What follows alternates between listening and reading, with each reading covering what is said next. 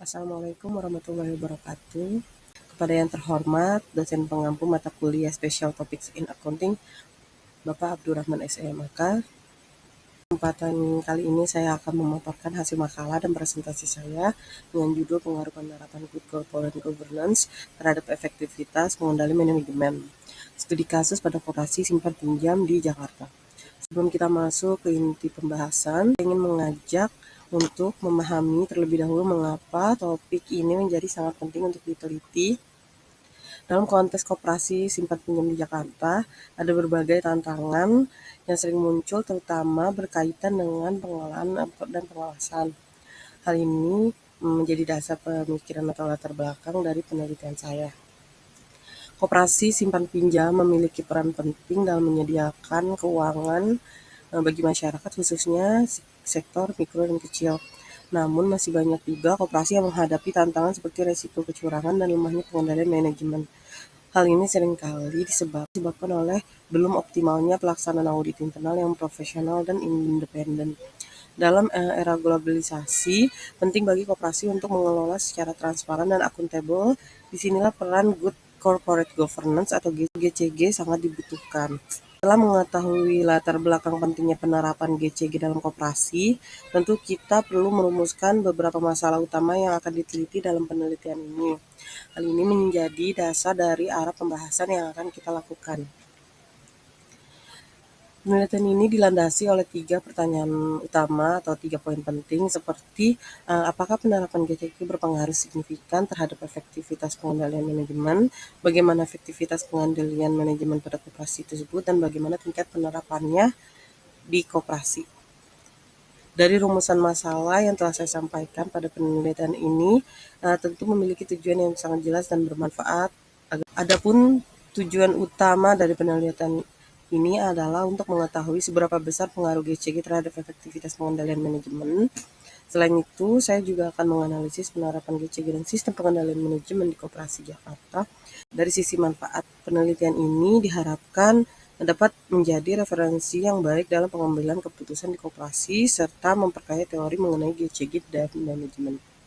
Adapun metode penelitian yang saya gunakan yakni menggunakan pendekatan kualitatif deskriptif di mana data yang diperoleh adalah data sekunder seperti jurnal buku, laporan koperasi dan hasil studi kasus sebelumnya. Kemudian teknik analisis yang saya lakukan juga dengan menelaah keterkaitan antara konsep GCG audit internal dan efektivitas pengendalian manajemen. Sebelum memasuki pembahasan yang lebih jauh tentang bagaimana GCG bisa mempengaruhi pengendalian manajemen, saya akan menjelaskan mengenai apa saja prinsip dasar dari Good Corporate Governance itu sendiri. GCG adalah tata kelola perusahaan yang baik, bukan hanya sekedar aturan informal, tetapi merupakan panduan moral yang struktural yang membantu organisasi termasuk operasi untuk berjalannya secara sehat, efisien, dan akuntabel. 5 prinsip utama dalam GCG menurut pedoman KNKG yaitu adanya transparansi. Transparansi di sini adalah koperasi harus terbuka terhadap informasi penting seperti laporan keuangan, rencana kerja, dan hasil rapat anggota. Informasi ini juga mudah diakses dan mudah dipahami oleh anggota lainnya maupun pihak lainnya agar menjadi ruang yang tidak membentuk kecurigaan atau memanipulasi. Kemudian yang kedua ada akuntabilitas. Dalam prinsip ini, setiap pengurus dan pengelola koperasi bertanggung jawab atas keputusan dan tindakan yang mereka ambil. Struktur organisasi juga harus jelas siapa yang melakukan apa dan kepada siapa dia bertanggung jawab. Semua harus terukur dan dapat dipertanggungjawabkan. Kemudian yang ketiga ada responsibilitas, yang berarti koperasi juga menjalankan usahanya dengan penuh tanggung jawab terhadap hukum, norma sosial, serta kepentingan anggotanya. Tidak hanya terfokus pada keuntungan, tapi juga koperasi ini berdampak baik pada komunitas dan lingkungan sekitar. Kemudian adanya independensi.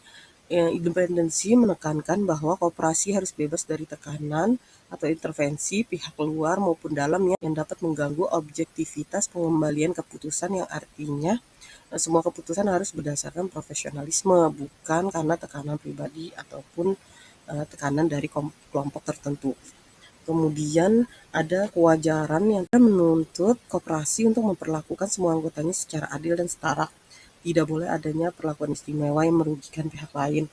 Hak dan kewajiban juga harus dibagikan secara proporsional sesuai dengan kontribusi dan posisi masing-masing anggota. Dengan menggunakan kelima prinsip ini secara menyeluruh dan konsisten, koperasi dapat memiliki fondasi tata kelola yang kuat, sehingga dapat membantu membangun kepercayaan anggota serta mendukung efektivitas pengendalian manajemen.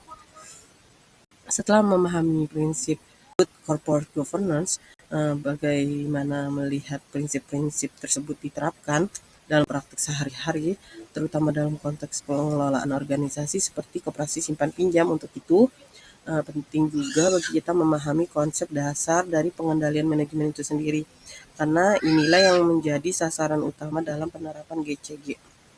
Pengendalian manajemen adalah proses yang digunakan untuk memastikan bahwa seluruh aktivitas organisasi berjalan sesuai kebijakan dan tujuan yang telah ditetapkan.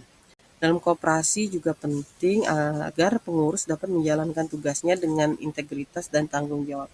Setelah kita tahu apa itu GCG dan apa itu pengendalian manajemen, pertanyaan selanjutnya adalah bagaimana keduanya saling keterkaitan. Apakah GCG hanya sekedar pelengkap atau justru hanya pendorong utama dalam menciptakan pengendalian manajemen yang efektif?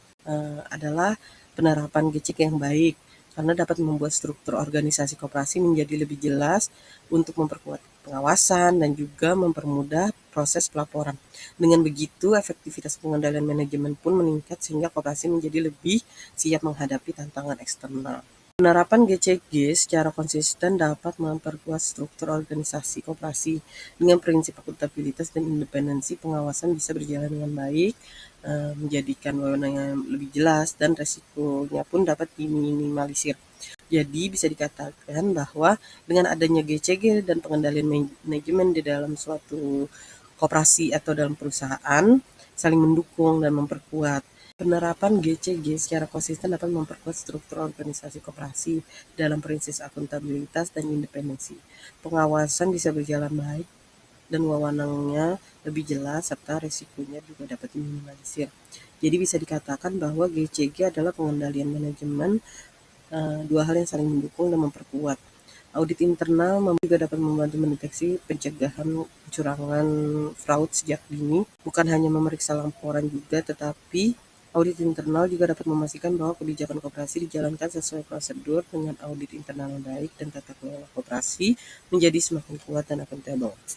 Di Jakarta, praktik GCG di koperasi simpan pinjam masih sangat bervariasi. Ada koperasi yang mulai terbuka dalam hal laporan keuangan yang rutin dilakukan rapat anggota, namun masih ada juga kesulitan membangun sistem tata kelola yang kuat. Dalam penerapan GCG di koperasi Jakarta masih sangat bervariasi. Ada koperasi yang sudah mulai terbuka dan melibatkan anggota dalam pengambilan keputusan, namun masih banyak juga yang masih menghadapi kendala seperti kurangnya transparansi dan akuntabilitas. Padahal penerapan GCG yang baik itu sangat penting agar dapat menjaga kepercayaan dan keberlanjutan koperasi. Penelitian ini juga menunjukkan bahwa audit internal yang baik sangat mendukung penerapan GCG. Audit internal sangat penting dalam mencegah kecurangan. Fungsi ini membantu menilai efektivitas kebijakan koperasi, memberikan rekomendasi perbaikan, serta juga dapat memastikan bahwa operasional berjalan dengan sesuai prosedur. Untuk memperkuat analisis, saya juga meninjau beberapa studi kasus di koperasi di Jakarta, yakni agar dapat melihat dampak nyata penerapan GCG dan audit internal dalam praktiknya. Koperasi yang menerapkan GCG dan audit internal secara konsisten, terbuka, memiliki efisiensi yang lebih baik dan kepercayaan anggota yang tinggi.